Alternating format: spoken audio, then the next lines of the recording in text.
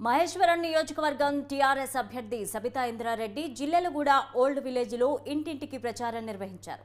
అభివృద్ధి పదంలో నడిపిస్తున్న కేసీఆర్ ప్రభుత్వాన్ని మరోసారి అవకాశం ఇవ్వాలని కోరారు. 9 సంవత్సరాలలో జరుగుతున్న అభివృద్ధిని చూసి ప్రతి ఒక్కరూ ఓటేయాలని ఆమె అన్నారు.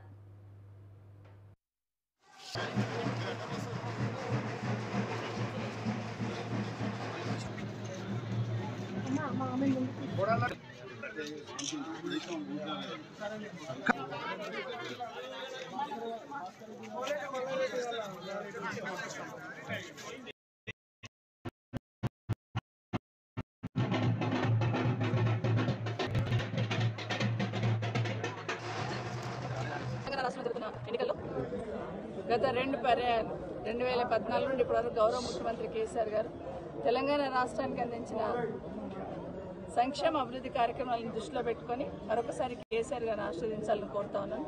ఖచ్చితంగా ప్రతి ఒక్కరు కూడా ఈరోజు ఓటేస్తున్న ప్రతి ఒక్కరు కూడా గత 9.5 సంవత్సరాల్లో రాష్ట్రంలో ఏం జరిగింది అనేది ఖచ్చితంగా ఆలోచించాలి.